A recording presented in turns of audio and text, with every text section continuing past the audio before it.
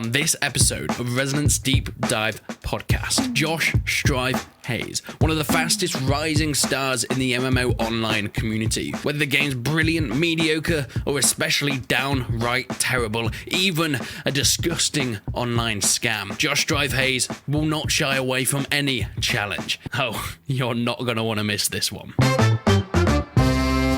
I think the first major sign that Life Is Feudal was in trouble was the fact that it was voiced by Sean Bean. As soon as you hear that voiceover, you're like, something's gonna die.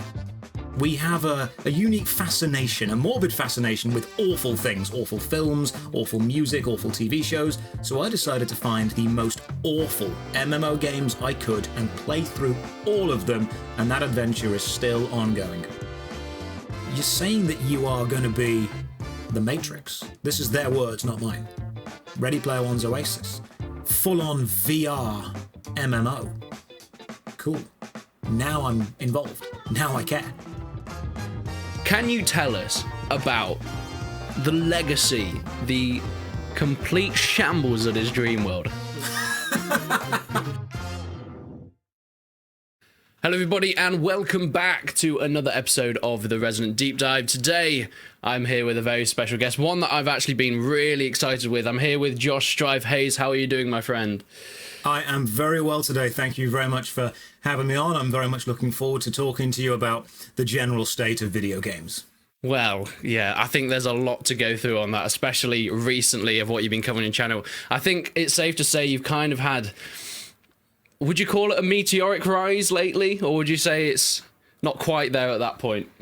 I think I've been able to hit several really powerful boosts at the same time. I've managed to make the videos that people wanted that were also watched by very influential YouTubers all at the same time, and then the algorithm decided to promote me. So a lot of very good things happened all at the same time for the channel, and I've been very lucky in that case.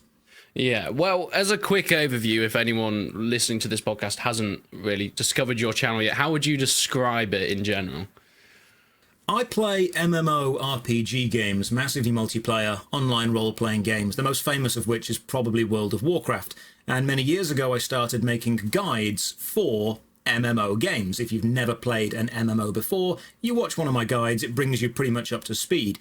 And then I decided people, and myself included, love terrible things. We have a unique fascination, a morbid fascination with awful things, awful films, awful music, awful TV shows. So I decided to find the most awful MMO games I could and play through all of them, and that adventure is still ongoing. How did this whole YouTube thing start? Now, I only saw this morning, your most recent video. You mentioned you were a teacher to start off with. Is this true? I've had a lot of very, very strange jobs throughout my life, and one of them was a drama teacher, yes. Oh, wow. What sort of got you into that? Was that always what you wanted to do, or was it entertainment? Because you mentioned that you'd also been in entertainment. Was teaching sort of like a stepping stone thing, or is that sort of your main thing that you wanted to work towards when you were studying? I always wanted to be an actor. Since I've been 7 or 8 years old, I've always known I wanted to be an actor, and I specifically remember when this dream started. When I was younger, we had a VCR player, or a video player. It's strange that that's an old thing now, but the only videos I remember owning were GoldenEye and Tomorrow Never Dies, the old James Bond films. And I remember watching Pierce Brosnan thinking, I want to do that as a job. And my mum said, what, be a spy? And I'm like, no, be an actor. That's what I want to do. So everything I did in my life was pretty much then pushed toward that goal. And every job I was able to get was because I did something interesting and asked, hey, can I have a job? I went paintballing one day with some friends of mine. And at the end of the day, I said to the manager, have you got any jobs going? And he said, yeah. So I worked as a paintball marshal for a few months. And then I went to a go-kart track and I drove some petrol-driven go-karts. At the end, I said, have you got any jobs going? And they went, yeah. So I worked as a go-kart mechanic for a bit. And then I went to a martial arts class, and after about 3 or 4 years of training in karate, I said to my instructor, you got any jobs going? And he went, yeah, start a class. So I did that. And after doing a lot of strange and weird things, I decided to go to university and study performing arts. And after leaving university, I was offered a teaching position in a drama academy. And through the people I met within that academy, I moved around teaching in various places.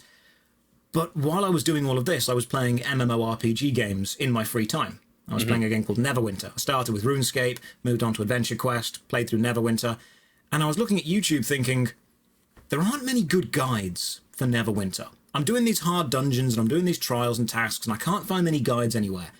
I'm pretty good at explaining things. Maybe I could explain Neverwinter. So I put some videos out explaining Neverwinter, and they did pretty well. And then I moved on to explaining more games, and it slowly snowballed. So I've always wanted to be an actor and a performer, and every job I've had has pushed me toward that, and now I've ended up on YouTube. I guess teaching sort of quite helps with that sort of, because you do the post-commentary sort of thing rather than what a lot of people do in games is a live commentary gameplay, and that's kind of died off YouTube, I'd say, a little bit. I mean, when I try and do videos like that these days, they just get no views whatsoever, and I think the post-commentary way is the way to do it. And I guess, would you say teaching has helped quite a bit with, because do you script your videos or is it more just off the cusp? Every single word is scripted.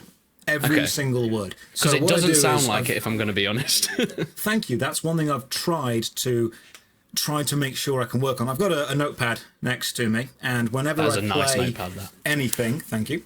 Whenever I play anything, I keep extensive notes of every minute of the game experience. So I'll load a game up, I'll play the game, write something down, play the game, write something down, play the game. 8 hours worth of playing the game normally leads to about 10 pages of notes.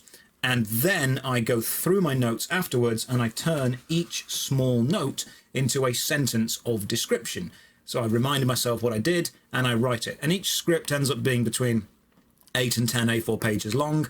And then I go through and I record all the script, reading it off the screen, recording it, and then overlay that onto the visuals. I tried doing the live recording, but I'm not as witty live.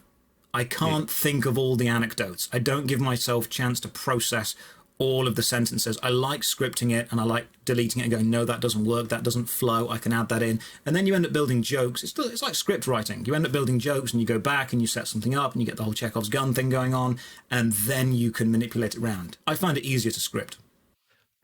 That, to me, just sounds like an insane workload, especially with the rate you're uploading at the moment, like every other day, is it? How are you managing to fit this all in? I've quit all my other jobs. YouTube is my full-time job now. It's 3 videos a week. Yeah, it's 3 videos a week. And I was sat there making videos and I thought, consistency seems to be the key to pretty much anything. If you want to get super fit in life, you don't work out really hard one day. My dogs are barking downstairs. That's Apollo, the big fluff ball. He might pop up later. You don't work out exceptionally hard one day. You do it consistently over a few days. Yeah. And if you're trying to do anything like YouTube, the algorithm loves consistency. It absolutely adores consistency. If we can be consistent, so much better. So I thought, right, I'm going to do 3 videos a week, guaranteed. And yeah, it takes 6 days a week with a 7th day of research, but it's been worth it.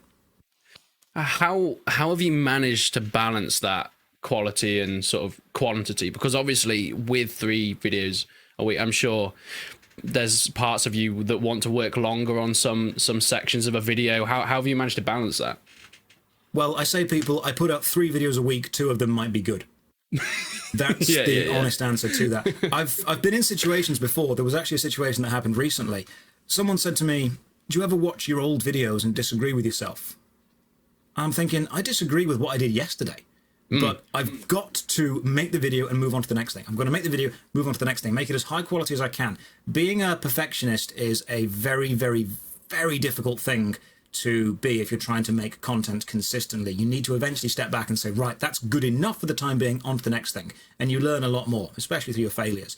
I was putting a video out about DREAMWORLD, the scam MMORPG. And I definitely want to get onto that later, definitely. We'll get onto that. I was sat there waiting for the premiere to start, and I realised that in the script I'd written March, and it was actually to do with May. So I just put MA, and I thought, right, that's clearly going to be, March, and then I got the wrong thing, and I was sat there thinking, right, bugger, what do I do? So I was quickly able to take the video down, assess it, and load it back up, but there were still mistakes in that. There were still problems in the video. There's issues in every single one of them. I spend as much time as I can on a video, getting to the level of quality that I'm happy with, and then move on to the next one. It's a treadmill, and you've got to keep up with it. And I'm sure somewhere the quality drops, but I try to make up with it in the next video. Yeah, you mentioned YouTube premieres, and I think for a lot of YouTubers, and I think for a lot of people that watch YouTube videos, it's been a very hit and miss thing. I've seen you defending premieres quite a lot on your YouTube channel, saying that they help views and things like that, whilst I personally on my channel have seen the complete opposite thing. What do you think of all these new features that sort of YouTube are bringing out? Are you kind of just doing the spiffing Brit thing and just trying to exploit them as much as possible until they fix them? Or Absolutely. Absolutely. I mean, every YouTuber should have watched that Spiffing Brit video about how polls ended up being broken as far as the interaction algorithm went. And that was another one of the moments that I started using the polls and exploiting the polls, and the algorithm pushed me up. A lot of things happened all at the same time, and they were all apparently right. So I use the premiere function because it then flows directly into the Twitch streams afterwards. I will premiere a video at 7 o'clock. That finishes about 20 past 7, and I'm Twitch streaming at 20 past 7. So I'm then starting a Twitch stream with a pre-established audience from YouTube. Even though it might not get the YouTube video as many views within a day or two, it helps the Twitch get boosted. So it's all these things rolling and combining together. in your sort of like, well, I guess looking back on your channel, it's really sort of sad to see how a short time you've been doing YouTube and how quickly you've grown in this time. And how have you sort of experienced with watching other YouTubers? Do you use much YouTube as inspiration? Do you watch many other YouTubers to make your videos? I've been still blown away by the fact that YouTubers at all want to talk to me, because it still hasn't quite settled into my brain. I mean, I think I started making my first couple of videos about 3 or 4 years ago, but they were terrible. And then I started to... It's honestly been the consistency and the fact that the niche of the MMORPG is only really covered by about 3 or 4 other YouTubers. And I, of course, watch their stuff. You've got Asmongold, you've got The Lazy Peon, you've got Kira TV, Callum Upton is rapidly rising in the scam MMORPG thing, and I hope he continues to do that. And you've got the historic gaming covered. I was watching your Manor Lords video earlier as well, which was really interesting. Fascinating to see that. That game, the fact that one, it looks like a really small company has made that. It's one person. It's not even a company. It's one person, and it's just like that game actually blows me away. And the problem is, like, we'll get onto sort of these scam games. The problem with Manor Lords, I've spoken to the developer quite a lot, and they've run into these issues with people saying it's a scam because no one can believe that one person is doing this. And there's also been issues in the past with a game publisher that I've also made a video on, that has been putting out sort of concept trailers but calling it gameplay, and they basically took a Manor Lords trailer, CGI'd it into a Viking setting and like put it out, and then everyone was going to Manor Lords saying that they copied this trailer. And yeah, it's absolutely mad. But I think your channel, some channels come up every now and then that in terms of YouTube are relatively low in subscribers compared to like the million subscriber counts, but have that, I don't know, draw from like big YouTubers do want to watch. I've seen you interacting with Spiffing Brit quite a lot. I'm assuming he watches your videos quite a bit. And like, there's a lot of, I guess it comes down to quality and integrity. What would you say is your draw to like give that quality for the big YouTubers to come and watch? The MMORPG genre isn't covered by that many people in a more general sense, simply because MMORPG games demand years of your time to fully understand them. If someone pops along and wants to review World of Warcraft, and this is exactly why big companies like IGN or PC Gamer don't review MMORPG games. They've got so many thousands of hours of content in them. There's no way you can review it generally. You can't play World of Warcraft for 2 hours. You can't play Final Fantasy XIV for a day and then say, I know exactly what this thing is. It's very, very difficult to get a general overview of an MMORPG within a very short time frame. Because I've played a hell of a lot of MMORPGs, I'm trying to take a more general approach to the more general aspects of them and present a more objective view instead of a subjective view. I've taken a lot of MMOs that I personally like and pointed out all the mistakes and all the flaws in them, because as far as I care, my loyalty lies to the customers, to the gamers, to the players. I'm not owned by a company. I'm not necessarily affiliated officially with any of the companies. I enjoy the game for the gameplay, and I want to talk about the game in relation to the player. So I've played a lot of MMOs. I'm taking my experience with all of them. I'm playing as many of the new ones as I can, and I'm saying, I haven't played this game for 1,000 hours, but I can see it's doing a lot of the things that this game did, and that caused this to happen, or a lot of the things that this game did. So it's a lot of transferable skills and understanding from other MMOs into the main one. And I think the main draw of what I'm doing is I'm playing a lot of strange MMOs that don't have dedicated YouTubers, and I'm trying to give the most fair and reasoned and balanced overview of all of them. I've noticed a lot of your videos when you are reviewing MMOs or making a video about a certain aspect of an MMO, you focus a lot on the general mechanics of the game, not necessarily the story or, you know, the experience you get, but like, well, the experience in terms of how easy it is to play, how it is if someone just starts in on the game, like the inventory system. If it's rubbish, you'll say it's rubbish because of this and it should be this. What's your experience? Do you have any experience in game development at all, or is it just through playing games that you're able to look at this and say this is actually a better way of doing it? Because I think that's quite a skill to be able to do that. As far as video games go, no. I actually designed quite a few board games when I was a kid and when I was kind of a young adult, because I loved Dungeons and Dragons. I absolutely adored Warhammer and any kind of tabletop battle game, Magic the Gathering. Massive, massive fan of all these games. And I was looking at all of them and I was saying, why do these work?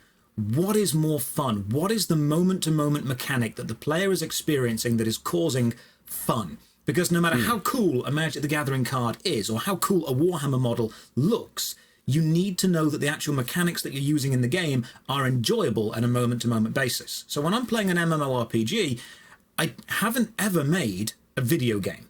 I wouldn't know how to code. That's not my skill set at all. Anyone that can code, to me, is a wizard. It's absolute magic. I look at them typing strange letters and strange numbers and strange symbols, and then a 3D world appears, and I'm thinking, you are a mage. There's no way a human could do that. I think that's the scientific basis of it.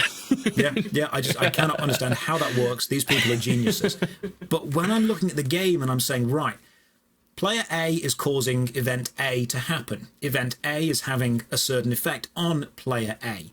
Is this a positive or a negative thing? Is the player in control of it? Is it something they want to happen? Is it something they can mitigate? Is it something they can enhance? And I'm looking at all the mechanics and saying, this experience will either be enjoyable for a certain type of player or enjoyable for another type of player. Because there's no necessarily wrong game design. There's just game design that appeals to different people. Some people like full loot PvP, others don't.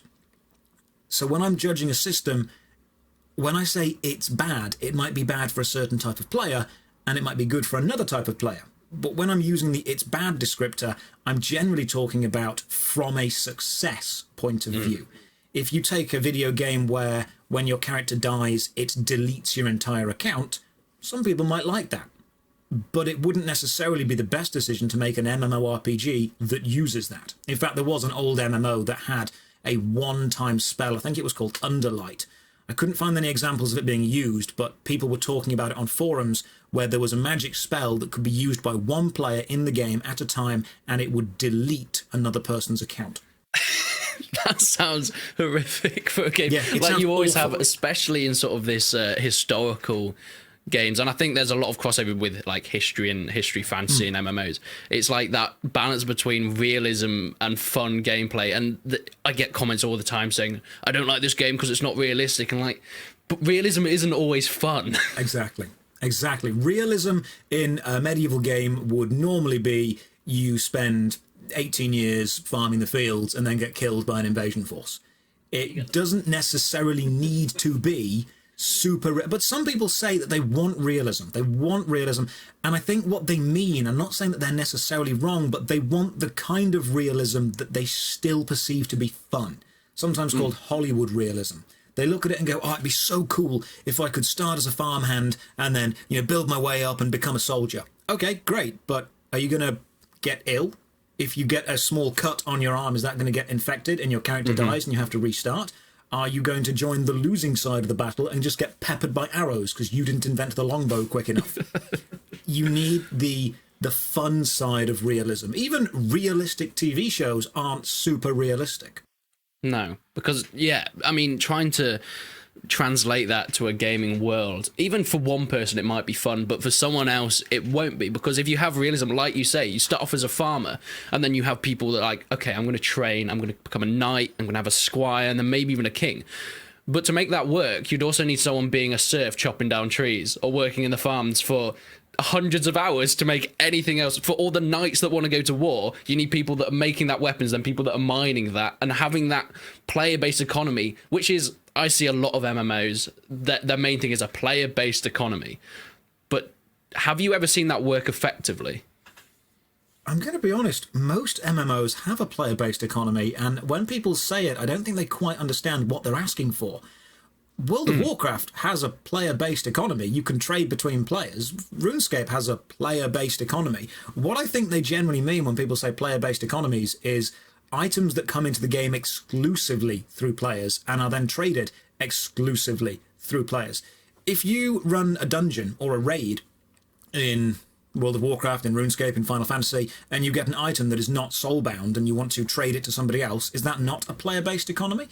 When people say player-based economy to me, I say to them, what's the alternative?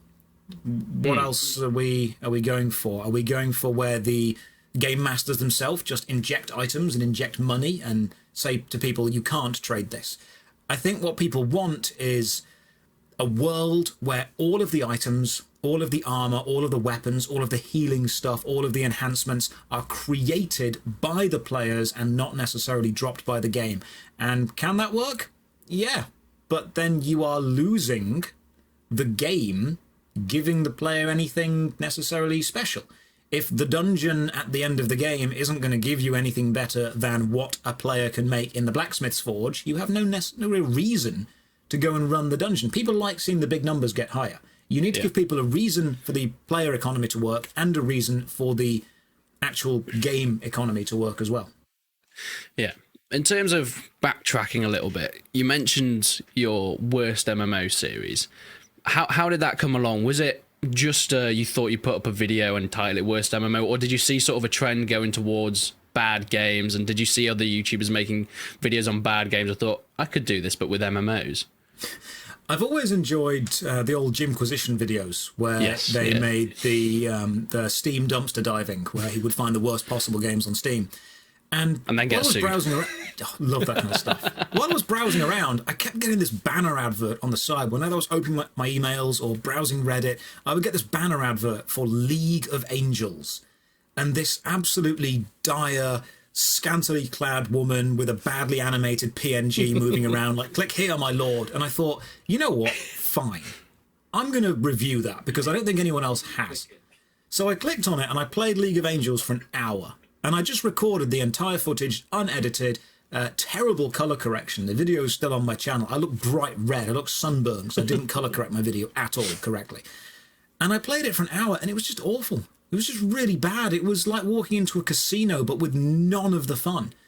And after playing that, apparently there's a League of Angels 3, and then a League of Angels Heaven's Fury, and I thought, that's a series.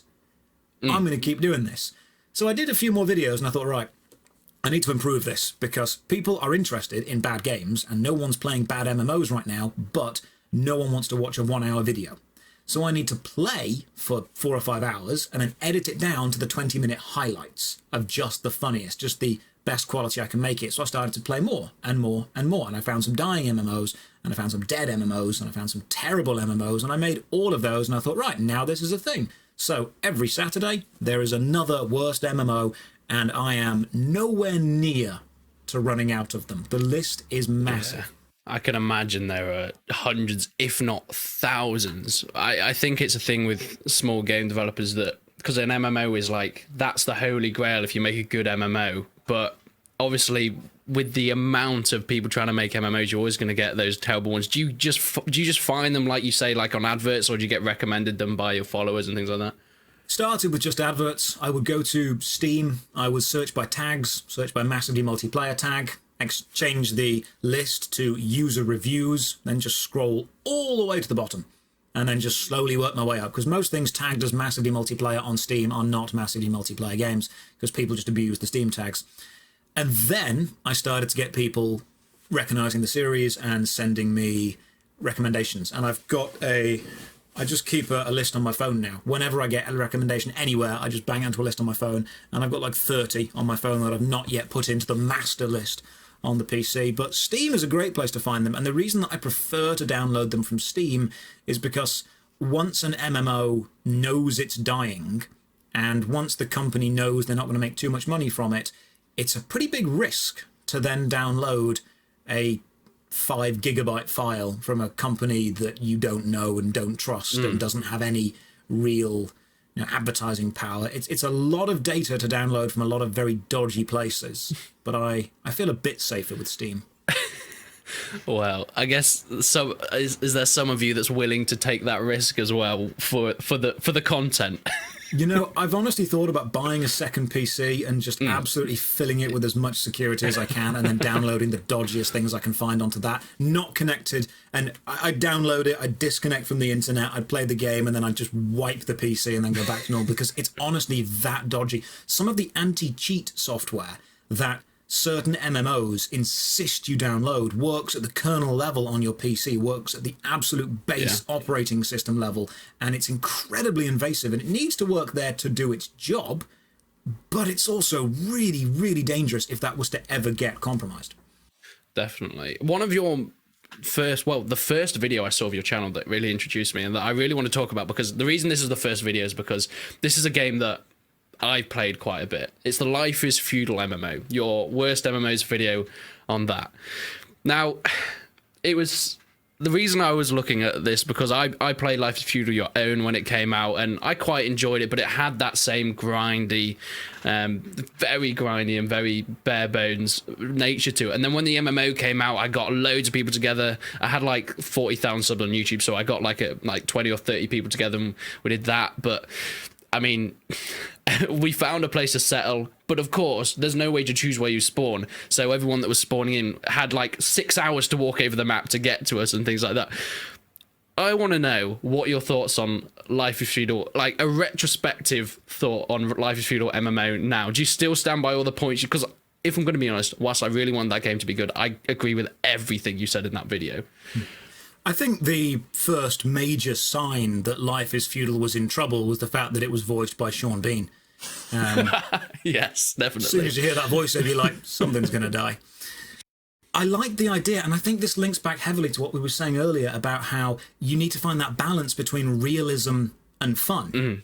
And I don't think they managed to find it correctly. I think they lent heavily into the realism without realizing that not enough people were going to find this fun. Life Is Feudal Your Own is a great little simulator. There's a lot of good stuff there. There's a great amount of potential. That's a really fun little game.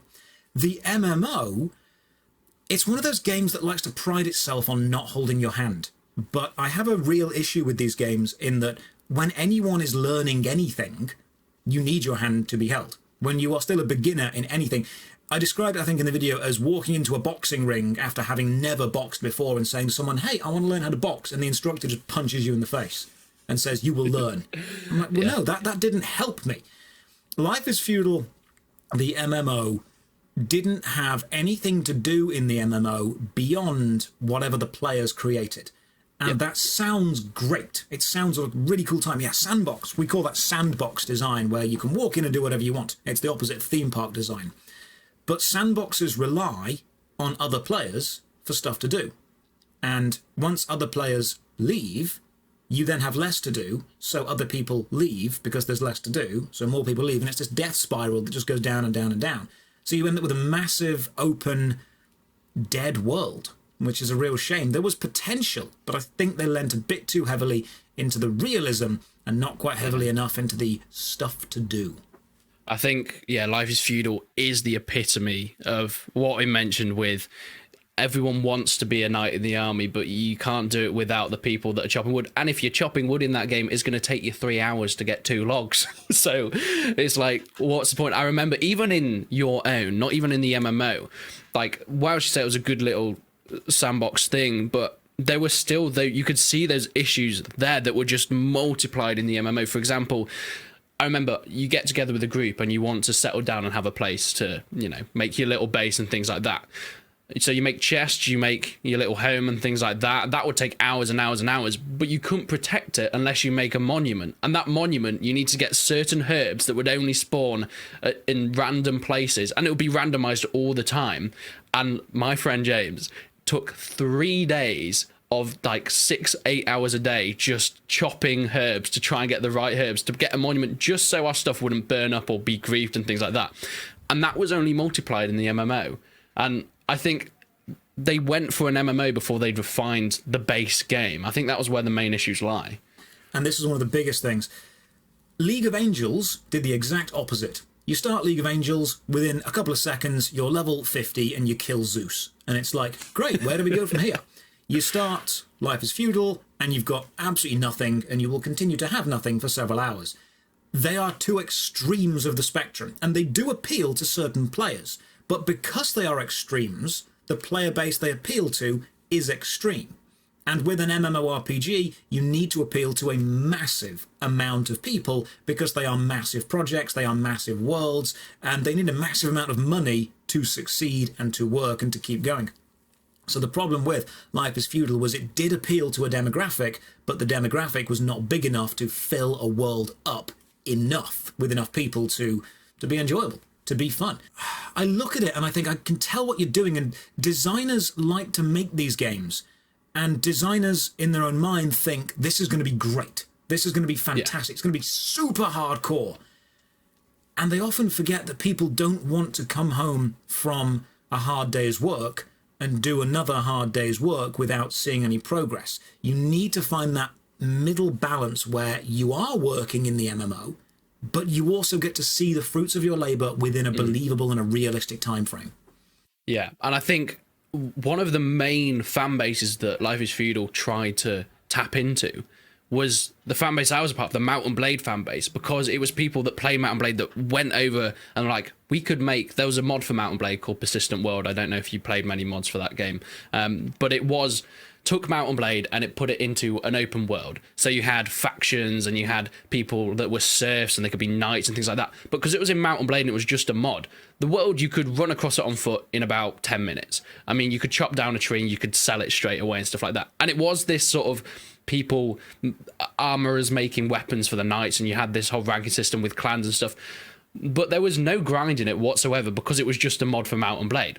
And they took that similar thing, or like, we could make this into an MMO, and they went and did it. And because the Mount and Blade community were like, this is going to be amazing, and they went over, and you just ended up with massive clans, and then that was it. There'll be like 2 massive clans on a server that would fight, and everyone else was like, well, what am I supposed to do? Because it's the only way you can play that game is if you have 100 people with you. You can't go on with your friends or just you and have a fun time in that game. And I think that's the main fan base for Mount and Blade wanted just a standalone version of like a Persistent World, but instead they got a second job.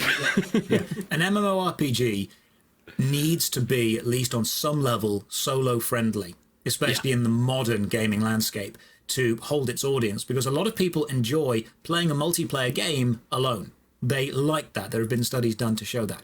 Another thing that a lot of the MMOs do is they have this massive world with no reason to be as massive as it is. You say, okay, my land is going to be 1,000 square kilometers. I'm like, okay, cool. Where's the adventure? Where's the fun? But what are you going to put in this? Yeah, if you are making your world bigger for the sake of making it bigger, it's going to be relatively boring. If you're making it bigger because the amount of stuff is packed so densely, you literally can't contain any more adventure, that's awesome. If you've got a small town, have you played The Witcher 3? At all? I've played bits of it. It's one of those games that's in my, I've got a little collection in my Steam library that you need to play these games, and I've played like a couple of hours of it, but I'm not really sunk into it yet. That's okay. If you get a chance, when you get to the city of Novigrad, Novigrad is fantastic. It's a beautifully realistic but still fun medieval city. You can see where they've taken inspiration from reality, and you can see where the fantasy stuff kicks in as well. And Novigrad is just absolutely densely packed with quests. You can stay there for a week, and round every corner there's something new. Every single person has something to say to you. There's so many quests in Novigrad that you can... It's basically bigger than some games itself. It's fantastic. They've packed so much stuff into a small area, and it's so enjoyable to experience. Then you look at a lot of MMORPGs and they say, right, we've got an absolutely massive, gigantic world. with very little in it. And I think there's no fun. You said about someone running across the ground for 6 hours to get there. That 6 hours doesn't necessarily make their experience better. There will be people that want that and that enjoy that, but they're not in the majority of MMORPG players. It's like having a Dungeons & Dragons session where for 2 hours all you do is walk through a forest. Yeah, definitely. That translation for games, I think, has been pretty hard for a lot of developers to sort of come to. Now that Life Is Feudal and the MMO has shut down its servers, what do you think, in your wisdom of the MMO creation, what do you think they could have done to save that game? And a lot of MMOs make this mistake, and this is actually going to segue quite nicely into the battle between WoW and FF14 that's coming up soon. The MMORPG needs to reverse its acronym. And the reason for this is, back when EverQuest or Ultima Online or the original RuneScape was out, it was still a novelty to be able to log on to a persistent world and chat to people. Back when Meridian 59 was the first 3D MMORPG, that novelty was enough. You had an MMO. That's all it needed to be. Just a big, massive chat room. People call EverQuest the world's prettiest chat room. You log on, you level your skills, you kill some stuff, you go off. Great, that's enough. Not anymore. Now, the MMO needs to be an actual game in itself as well. It needs to be an RPG, an actual role-playing game with possibly a plot, possibly some stats to level, some things to go and do, a trackable progress that happens to be massive multiplayer and online. The RPG bit needs to be focused on much more than it is being, because if you look at all the successful MMOs, the ones that are making a load of money with a load of players, they're RPG games that happen to be online. Whereas you look at a lot of the MMOs that die, they are huge online worlds that try to contain some RPG. I feel that you need to make a really good, solid game first that would be fun if you were playing it alone, and then enhance it by adding other people. Don't make it require other people to be fun.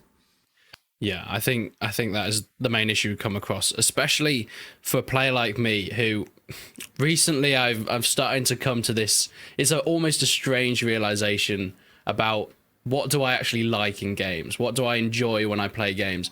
And I always used to think it was that MMO style. I always used to think it was the persistent world, playing online with people and, you know, spending ages like working towards a common goal. And slowly but surely I've been realizing, especially with the last few announcements and the last few MMOs that I've tried to play, I've just been like, I don't like them anymore. I've decided I just don't like MMOs. It's just become a really sad realization. And I think it goes hand in hand with not playing games as much in general and just not wanting to put and sink hours and hours into it. Would you say like a good MMO is something that you can put an hour into or 100 hours and still have like a similar amount of fun? Yeah, absolutely. And that's where the great design for good anything, if you have an hour free, excellent. The game will reward you with something worth an hour. You've got 100 hours free, cool. I'm a big fan, I think you are as well, of Warhammer. Yeah, definitely. If you've got 30 minutes to paint a model, sweet. Spend 30 minutes painting a model. Might not be amazing, but you spent your 30 minutes, you can see, I've done that. Yeah. You've got 30 hours to paint a model. Excellent. It's going to be a really cool looking model. Mine will turn out exactly the same. Just cover it in Null Oil. Null Oil is all you need. That is the best way to paint. Yeah. So you look at these MMORPGs, and a lot of the old school design says that you need to put in hundreds of hours to get the reward, because what they're confusing is the sunk cost fallacy with fun. But then you've got the extreme, which is where you put in 5 minutes, League of Angels, and you suddenly have the best items in the game forever.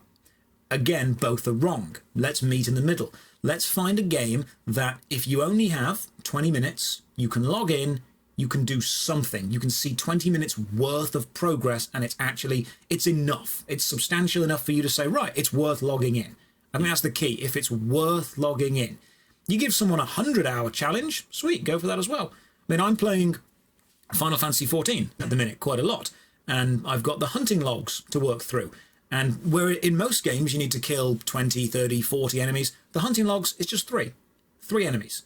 This enemy 3 times, this enemy 3 times, this enemy 3 times, and it shows you where they are. It tells you where they are. You have to go and find the general area, but it tells you the map you need to be on. And that's enough for me to load up the game for 20 minutes, see what the next creature is, teleport over to it, find it, kill it 3 times. I've made progress. Fantastic. But there's like 20 hunting logs with 10 pages each. There's a lot of progress there. Yeah. Small steps that are adding up to a big thing. And I feel that the issue with these hardcore MMOs is they focus so much on the big thing, creating the monument, creating the city, building the guild, they forget to make each individual step on that process feel rewarding enough to keep doing the steps. Yeah. Speaking of bad MMOs, I think this is the main clip that's going to be on my channel for this podcast. Can you tell us about the legacy, the complete shambles that is DreamWorld? Because I want to know the full story. I mean, I've watched your full story, but as a listener to this podcast, I'm sure people that either haven't seen your video on it or any of the videos on it would love to have a brief overview. Because trust me, if you're listening to this podcast, you are in for a ride with this. So what is DreamWorld? What's it all about? So the experts on DreamWorld would be Callum Upton and Kira TV. These are 2 YouTubers definitely worth watching. But the general gist is there is a guy called Zach. And Zach is describing himself as a serial entrepreneur. And he teamed up with his friend Garrison. And they decided to make an MMORPG. Now, they'd never made a video game before, as far as we can tell. But they described their MMORPG as the last game you'll ever play. They said it's going to be called DreamWorld, and it went on to Kickstarter, and it got funded, I think, for about $60,000. $60,000 for anyone concerned is enough to hire a relatively competent developer for about a month, not develop an MMORPG, which generally needs about £5 million or more.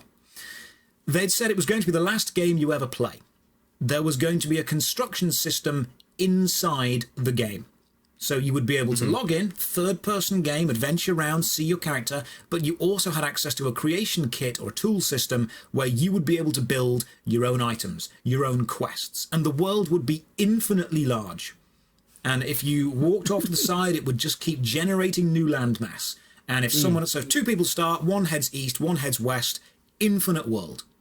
And if you then turn around and try and find the other person, you will find the world that they have then discovered. You can build your own house and all this stuff.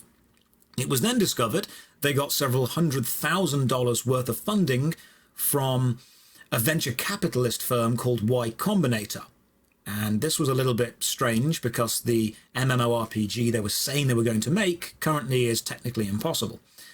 And then it was discovered that actually Garrison had some personal connections within Y Combinator, potentially family connections. So it was just a big loop of cycling money round. And a lot of us thought, okay, yeah, this is just moving money from one place to another. This is just people with a lot of money moving money around to potentially avoid saying how much money they've got. The mistake they made was claiming they were going to make the biggest MMORPG of all time, because the MMORPG player base has been crying out for new games. So when someone comes along and says, I'm going to make a new game, they're going to get scrutinized. They're going to get focused on and picked apart. DreamWorld was a promise of a game that is, at our current level of technology, just not possible to make. No, definitely not. But they did release an alpha. They promised they were going to release an alpha. Oh, they did, didn't they? Oh, it looks great. It looked fantastic. Oh, it was... Imagine if you had never made a game before and you purchased a virtual 3D space that you could run your stock model character around in. And then you purchased a couple of buildings, asset buildings that you put within your stock 3D space, and you didn't have any collision detection on the buildings. You could run your model straight through the buildings, you could jump really high. The client that you let people download wasn't even protected. You could hack the client to give yourself unlimited resources straight away. That's the alpha. That's what they had. They literally had a load of stock assets that they released as a game. What I don't understand, and I think I might have actually commented this on your video, is when the DreamWorld Kickstarter was announced, and I don't understand how it got any funding, because the video they showed, for lack of a better term, looked crap. It does. I think, honestly, then this is what started the whole investigation into let's look at scam MMOs. And this was one of the first videos I saw of Callum Upton, and I thought, this guy, because he is a game developer, he's actually making a thing called Nightmare World that I'll tell you about afterwards. It's a parody of DreamWorld. And we looked at it and we said, who is funding this? And we scrolled down the Kickstarter comments and we realized, right, children. Young people with no experience in game design, people who are falling for the promise of the best thing ever. Or people who just want to put money into Kickstarter, get the money given to Zach and Garrison, and then have the money given back to them via a gift. There's a lot of complex ways you can do stuff with tax. I'm not accusing them of that, I'm just saying that you can do it by moving money around this way. But there is no way anyone with any actual game design experience looked at the project and said, yes, this is worth it. It's got to be children. I've honestly, I haven't made a video on this because I've just been sitting back and enjoying the countless, from like you and Kira TV and stuff like that, just enjoying the countless amounts of videos coming up, finding new things that are happening with this, because it just goes deeper and deeper. I mean, there was those whole videos with his girlfriend as well, or his ex as well, that came out, and it just went deeper and deeper. What do you think was the actual intention of this? Do you think they were actually trying to make a game and just went wrong, or they never planned to make a game and they just were trying to put a Kickstarter up anyway? The intention was either make money or vastly overestimate your own abilities. We've seen that Zach has several failed things behind him already. He tried to make this wearable Bluetooth speaker. I can't remember the name of it right now, but it was terrible. His idea was, it was a strap that goes across your body with a Bluetooth speaker on the front. The Aegis, the core Aegis, that's what it was called. And it was a Bluetooth speaker that played music. That was it. So when you're running around the city and you absolutely need everyone else to hear your music, you play music out of your core Aegis speaker. And then he started a game called Elysium. And Elysium didn't do very well, although it got funded, didn't get made. And then when he released DreamWorld, it turned out DreamWorld was Elysium. The launcher in the file that you downloaded is still called Elysium. I honestly think that it's one of two things. It's either Zach and Garrison looking at the MMORPG world and thinking, these people are desperate for a game, let's fleece them. Or it's someone who has vastly overestimated their own abilities, completely underestimated how difficult an actual successful project is to make, because so far we don't see him having a successful project, and saying, right, I'm going to make the best video game ever made, despite having never made a video game. Yeah, I think that's the best way to sum up that whole project. Have you had any sort of communication with the devs themselves at all? I tried to log on to the Discord server, but the Discord server needs verification from various places, and then you need to not say anything for the first, 2 days. So they've pretty much gone radio silent on all of that, and they keep releasing updates to DreamWorld, which are more stock assets they've bought and added. They're not actually developing anything. If they didn't have access to the pre-rendered, prefabricated stock assets, I can't see anything being added to the game, because as far as I can tell, they don't know how to actually code anything. I would happily chat to them. I just don't think they'd happily chat to me. Should get them on a podcast. I don't think they'd do it. I'd absolutely love it, but again, I'd be a mediator for that. I'd love to be a mediator. We would need someone between us, definitely. All I want them to do is, and this is the same thing I'll say to any project, if you're going to make extraordinary claims, you need extraordinary evidence. I believe it was a scientist, Carl Sagan, possibly said that. Extraordinary claims require extraordinary evidence. If you want to say, hey, we're going to make this game, okay, cool, show me what you can do. Show me what you've done before. Show me proof of what you've got. If someone pops over and says, hey, we're going to make the... in fact, we're seeing this right now. There's an old horror game, one of my favourite games, Dead Space. You played Dead Space 1 or Dead Space 2. Well, EA had a big hand in making Dead Space 3. And Dead Space 3 was pretty much an action shooter. It wasn't a horror game. And the original team that made Dead Space 1 and 2 are now making another game. I can't remember the exact name of it, but it's pretty much a spiritual successor to Dead Space 1 and 2. And when they say, hey, we're making a really scary sci-fi horror game, And everyone says, okay, cool, what have you made before? And they go Dead Space 1 and 2. We're like, oh, right, okay, fair enough. Evidence you can do what you're claiming to do. That's absolutely great. When you want to make an MMORPG, you need to have a hell of a lot of evidence that you're able to make something before you make... It's like someone who's never got into fitness or nutrition saying, hey, next year I'm going to win Mr. Olympia. You need a bit of evidence that you can do something before you try and do everything. Are you telling me that it's not a good argument to say, I'm making an MMO, here's my portfolio and showing a Bluetooth speaker? Are you saying that's not a convincing argument? I think the evidence has shown us over the last month that it might not be. So if we've got any listeners right now thinking, damn, I thought my Bluetooth speaker was enough to qualify me to make the best game ever, you could probably apply for employment at DREAMWORLD. I think they're still employing for developers, but they've already got a guy that made a Bluetooth speaker. You might need to make something new.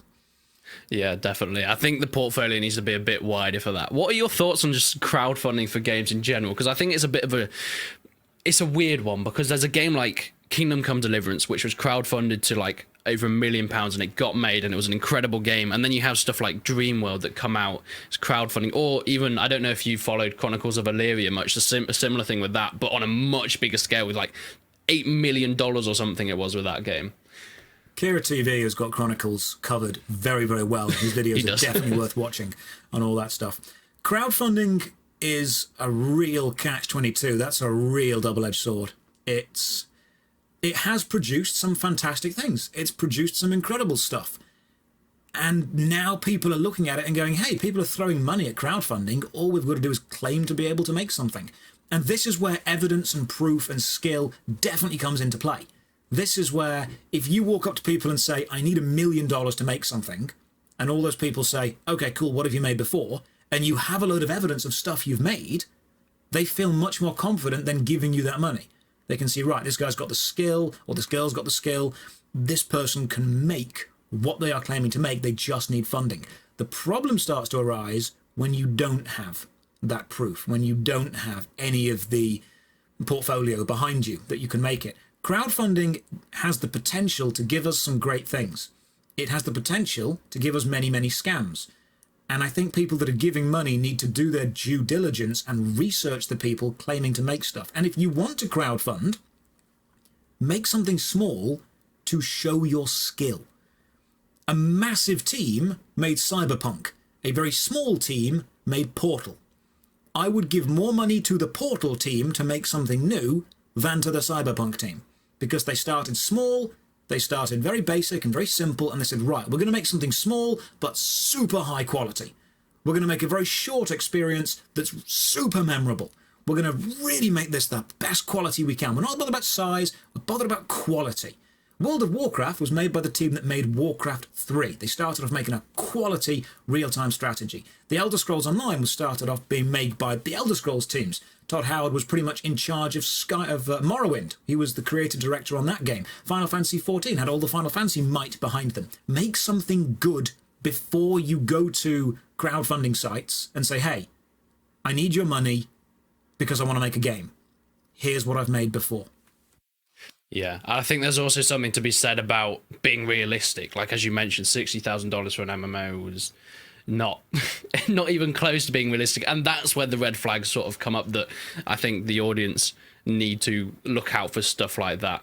Because, I mean, if DreamWorld put up, they need, I actually don't really know the numbers on making an MMO, but tens of millions, then people might think, okay, they might actually be trying to make something, although the chance of them getting that money is much smaller. But I think there's something to be said about being realistic about what you're asking for, and being obvious about what you're actually giving the audience, like what you get for your money, not just saying this is going to be the best MMO ever, but like, why?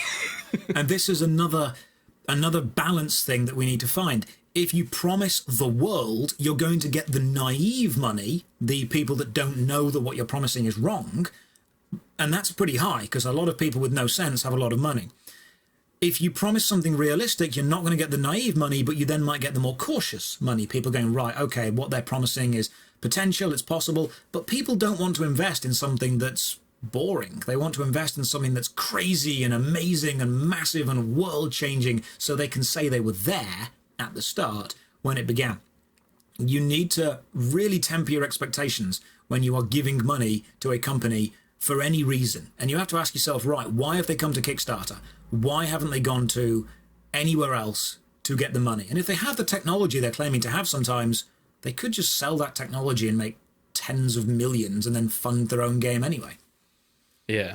What would you say is, I mean, I'm seeing the rise of this new one, Earth 2. Is this going to be another DreamWorld, or where's this one going? Because it's, I mean, I can't say anything in terms of what actually is going on here, but when I see a game that's trying to sell land before the game exists, I'm seeing some alarm bells ringing.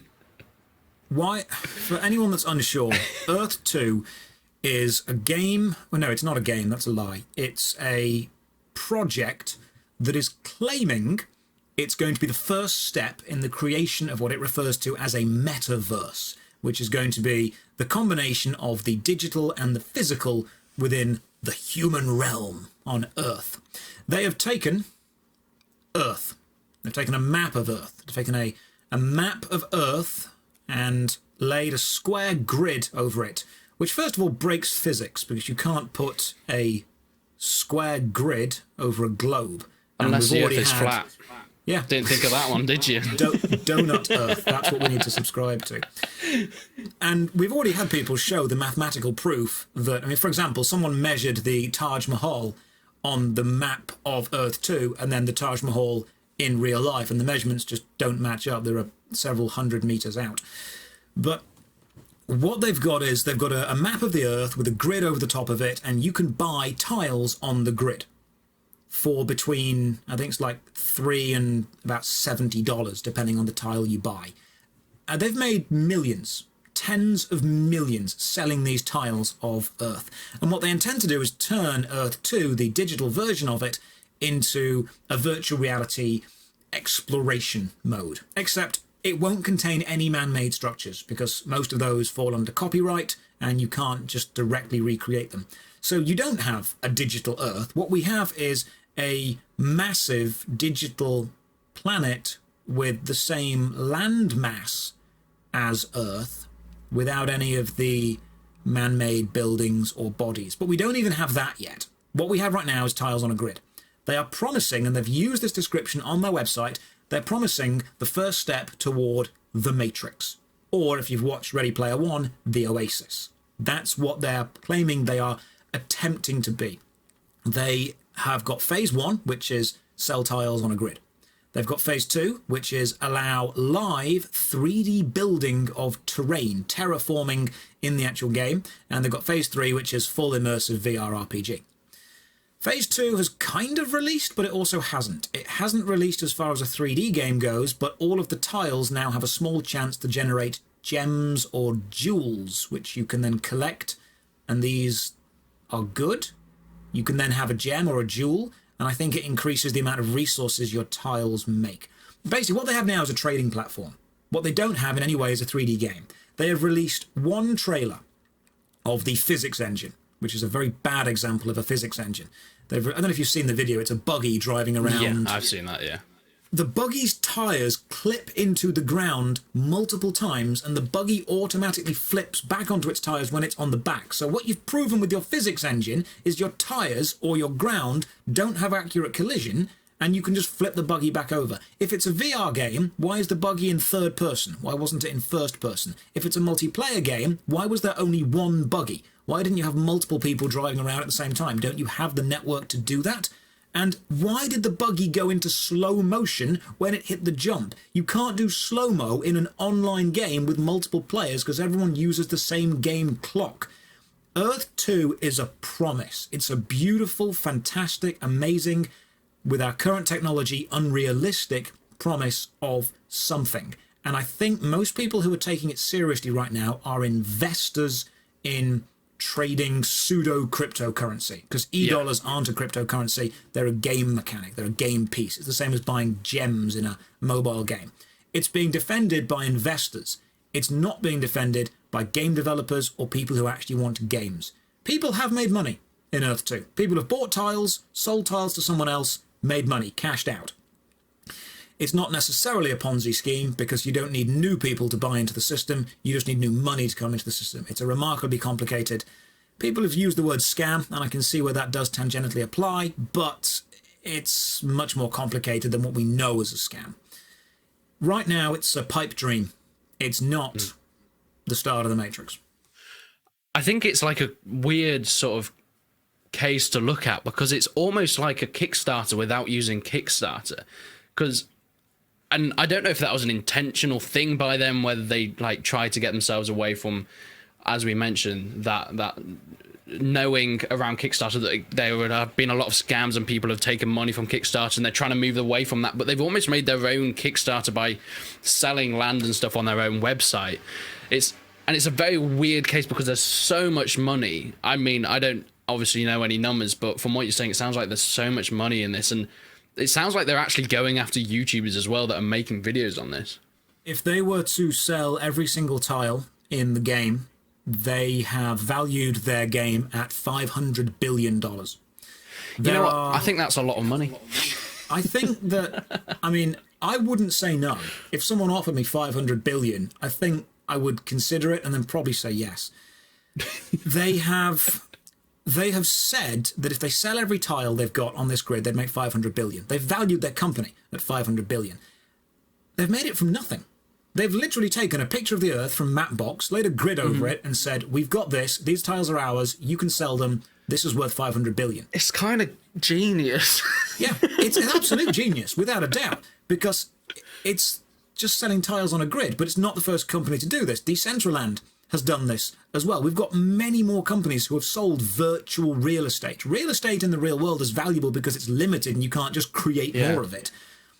It's not the only digital real estate. People say Earth 2, and I think it's the name that tricks people, Earth 2, as if it's going to be a second Earth. There is nothing to stop someone making Earth 3, or Earth 4, or Earth 5. There is nothing to stop someone creating and selling digital real estate just like they've done.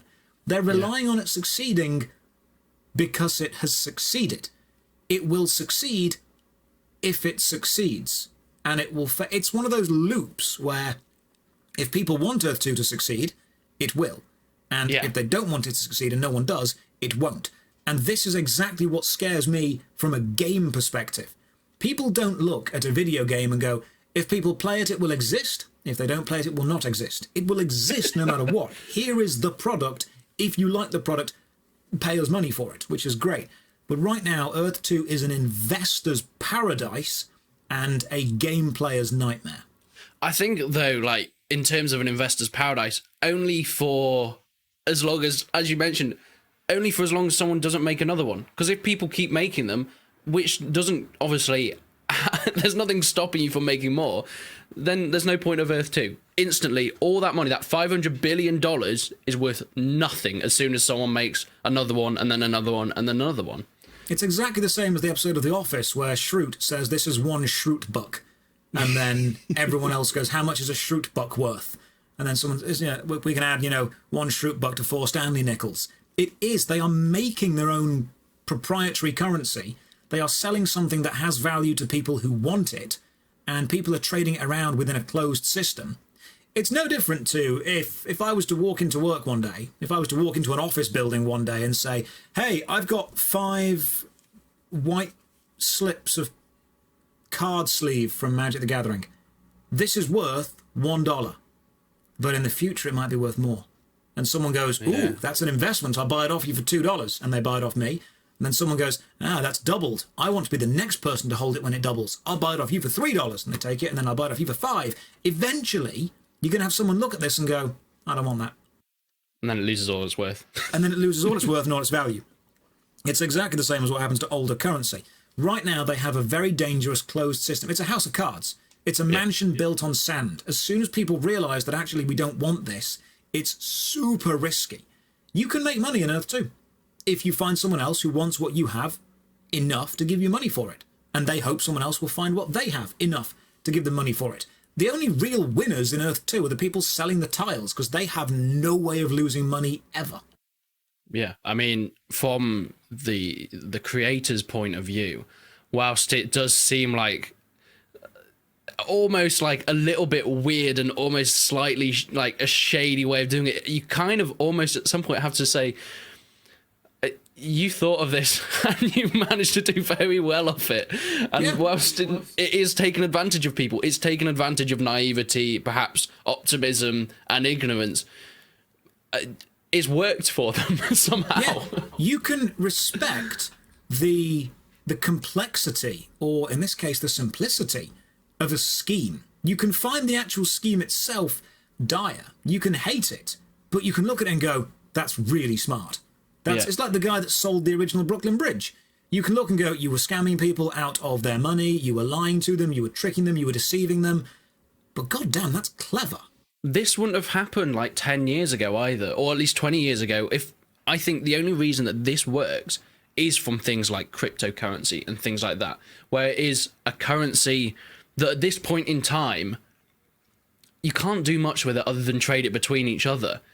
But there's the hope that in the future, and then companies like Tesla coming in and sort of boost that hope a bit more, in the future, it could be worth a massive amount of money. And that's all it really is, people trading between each other at this point in time with the hope. And this is just the same thing. It's potential. People are selling potential. They're selling a dream. They're selling an idea. I've spoken to a couple of people who have invested rather heavily in Earth 2. And one of the questions I ask people is, what is this project going to be? And no one has given me a direct answer. No one has said, oh, it's going to be a virtual reality first-person MMORPG with these stats and these skills that you can do this. They've always said it's going to be a metaverse. It's going to be the start of something. It's going to be the Matrix. It's going to be the next step in physical-digital relations. I'm like, right, what's that actually going to be? Because there is a VR MMO right now called Rec Room. Rec Room is fantastic. You can play Rec Room on PS4, you can play on PS5, play on PC, all the servers work together. It's cartoony. It's super simple, super cartoony. I've played paintball on Rec Room. It's great. It's free. It's really simple. I'm not endorsed by them. I just genuinely enjoyed my time on it. Yeah. And when I say to two people, what is this going to be as a game? They don't know.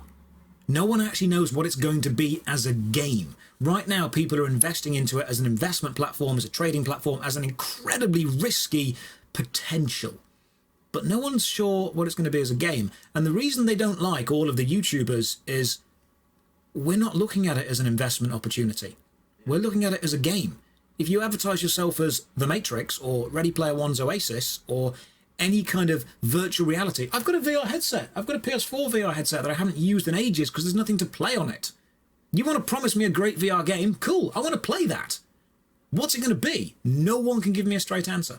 I think, I don't know, as you saying this, I think I've come to the realization their worst mistake was putting out gameplay for this, because then that instantly makes people like, well, it's a game. When actually, it's not really at this point in time. Yeah, and if they would they've just confused said, it. If they just said, this is going to be virtual reality land trading, sweet, we'd have all left it alone. No one would have cared. The problem was they overreached. Just like DreamWorld, when they said it's going to be the last game you'll ever play, they overreached. If Earth 2 had said, Earth 2 is a digital recreation of land on Earth that can be bought and terraformed and sold and potentially make a small amount of money, fine. We'll leave it alone. You want to invest in that? Sweet, go for that. You're saying that you are going to be the Matrix. This is their words, not mine. Ready Player One's Oasis. Full-on VR MMO. Cool. Now I'm involved. Now I care. Now I want to know what you've got.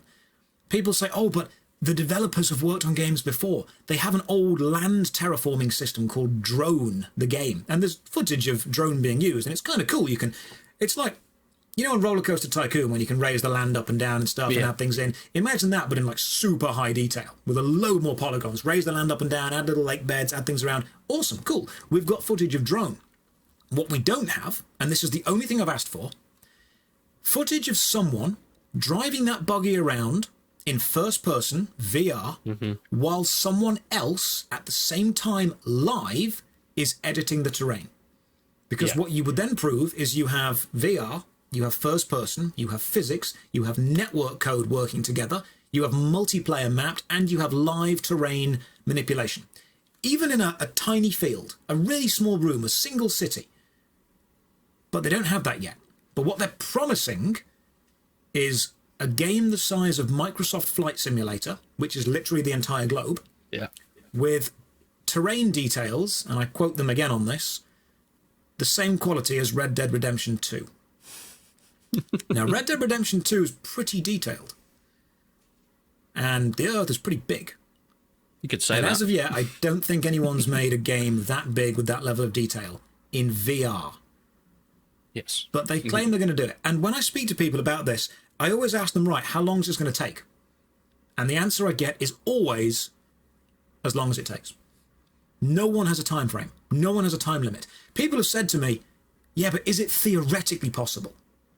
And I say, what, are you asking me if it's theoretically possible to make a VR the size of Earth with incredible details, with all these people playing together? Theoretically, right now, no. In the future, yeah, with the advancement of technology, absolutely. And they go, gotcha, it's theoretically possible. I'm like, right, so you're investing now in a game that might maybe theoretically come out in like 30 years' time. And not necessarily, not just come out, but the technology might theoretically exist that doesn't exist now for it as well. Yeah, exactly. Because when people think of The Matrix or they think of Ready Player One's Oasis, they also think of haptic feedback, which is where you've got a VR headset on, but something touches you on your arm in the game and you feel it in real life. If you've ever actually played VR, it's weird as hell. I've played a couple of VR sword fighting games, and the problem is you expect the impact. You expect the actual, muscle recognition of thing hitting thing. But what happens is your arm carries on going because there's nothing there, but in the game, your arm has stopped because the swords have connected, and your brain doesn't register this at all. It's very, very strange. So they're expecting an immense leap in technology, an incredible leap in server status and networking code, a fantastic leap in land generation and live manipulation and physics engines all at the same time, and they're expecting it, and this is what I think they're all forgetting, to be the only project that's doing this. Remember how we talked about Life Is Feudal being too big? There was too much space. The reason they're saying Earth 2 is because it's a marketing gimmick and a tactic. The whole Earth recreated. How about you just recreate one city? Just recreate one city to start off with, make it a VR game, show me your terraforming stuff, and when you've done one room, I'd be happy with a small room in a castle somewhere. Do that, then expand. Because right now, you're going to get into this feature creep debt, where you promise so much, and it doesn't come out. You're going to be another Star Citizen, if that ever comes out. Well, exactly. But the problem is with also that you're promising that the technology will be there in the future. But as you mentioned, the game's only worth something, or at least worth this 500 billion, if it's the only one doing it. But if the technology's there, unless they've invented that technology, or this technology themselves, everyone's going to be using it if that technology exists, which inherently decreases the value of what they're making. Yeah. Things like The Matrix work because everyone, if we assume that the thing existed, everyone uses it. It's exclusive. Everyone uses this. Things like MMORPGs exist when everyone plays them. A lot of the Earth 2 people are thinking Earth 2 is going to come out and suddenly everyone's going to play it. When the reality is VR exists now. The reason most people don't play it is because, one, it's still incredibly expensive. Not many people can afford VR-ready consoles or PCs. The headsets themselves are expensive. They've got wires dangling down them. The games haven't yet evolved to the point of being super good. A lot of people get motion sick when playing VR. The reason a VR MMO isn't being worked on by the major MMO companies is because the player base of VR is just too small right now. And people have discovered, even if they own a VR headset, people still like just flopping onto the couch at the end of the day, picking up a controller, and playing through a game without having to worry about all the peripherals. VR is going to be great when it's easier to play a VR game than it is to play a regular video game. Yeah. Where does this leave the MMO genre in general? Because I feel like you're a good person to talk to about this. Because, I mean, from your videos and talking to you, it seems like you love this genre, but you also hate it at the same time. So where does it go from here? No one hates the MMO more than people who play MMOs. Yeah. One of those things where you know that you you really hate a city when you were born there or when you live there. But when someone else says they hate that city, you look at them all defensively. You're like, why? Yeah. You can't hate it. This is mine to hate. One of the issues I see with the MMORPG, and I take a bit of a different stance to a lot of the YouTubers, is people have said the genre has stagnated. I disagree to some extent. And I'm going to explain why using another video game style. You ever played God of War back on the PlayStation 2? I played bits of it, yeah. Okay. God of War on the PS2 was great. God of War 2 came out for the PS2, and that was also great. Basically, it was the same character, the same UI, the same look, the same gameplay, slightly better graphics, but it was a different game. It was God of War 2. It wasn't an expansion pack, but if you'd have called it God of War 1 expansion pack, it would be exactly the same thing. You would physically have the same thing. It's only considered a separate game because it was released as a separate game. Same thing, same gameplay, same story, same idea, same character, but different thing. So when people say to me, you know, World of Warcraft hasn't changed. Yes, it has. Every major expansion is a new game. Same UI, same characters, same controls, but it is effectively a new game. The only reason you think it hasn't changed is because it's an expansion pack not released as WoW 2. The reason that World of Warcraft is so different is because if you look at World of Warcraft Retail now and World of Warcraft Classic, they are a world apart. Final Fantasy A Realm Reborn is completely different to the original Final Fantasy XIV. Final Fantasy XIV originally got destroyed and blown up, and that's why it's called A Realm Reborn. The genre has got many games to it, and the games and the expansion packs that we have now, the expansion packs are so massive we could consider them standalone games. The Elder Scrolls has had its latest expansion pack released, and if you were to just play that expansion pack, it is as big as a regular video game. The MMORPG genre takes a hell of a lot of money to succeed. A hell of a lot of money. And a lot of players don't want to invest their time or risk investing their time in a game if they think it's going to die. Because it's a lifelong pursuit. You wouldn't want to start playing a sport if you knew for a fact that sport's governing body and all the players of the sport were going to be cancelled next week. You wouldn't want to start any kind of hobby if you knew for a fact the hobby was going to die. So the MMORPG is placed in a really precarious position. You need to keep your game alive, because the moment someone says it's dying, a chain reaction happens where people leave because they think it's dying, so it dies because people leave. You've got 5 major MMORPG games: World of Warcraft, Final Fantasy XIV, Elder Scrolls Online, Guild Wars 2 and RuneScape. These 5, the big 5, will continue, even though Warcraft is suffering at the minute. Every major expansion, every major release for a new MMO or a currently existing MMO could be considered a new game. It could be considered an advance in the genre. People have been crying out for a new MMO. They've had them. They've had Life Is Feudal. They've had WildStar. They've had Otherland. They've had a load of games come out that don't succeed because not enough people go over to them, and they lose their companies millions and millions and millions of pounds. And then people wonder why there aren't more MMOs. It's because they're risky. It's a massive risk. There are loads of smaller MMOs out there that will cater to people, but they're always going to be smaller MMOs. It's like when someone says, there needs to be a new sport. Football's been around for too long. Basketball's too old now. We need a new sport. All right, there are loads of new sports. There are new sports invented every day. But people don't play them because they don't get big enough to be played. We need a new music genre. There's loads of music genres. You just don't listen to them because they're not mainstream and they don't do that well. We need a new hobby, a new card game, a new tabletop Warhammer game. There's loads. They just don't last because people don't play them. And that's the problem. If it doesn't succeed instantly, it doesn't succeed at all. Yeah. I mean, the MMO genre is, I'd say, probably one of the most risky and volatile genres, even someone from me that's mostly on the outside of it. But before we wrap this up, I'd love to hear what you've got planned for the future of your channel. What are you carrying on with the worst MMO series? You got any more series that you've got in the works? I'm absolutely going to continue with the worst MMO series. I want that to become a Saturday mainstay. People sit down 7 o'clock on Saturday and we watch a terrible MMO together.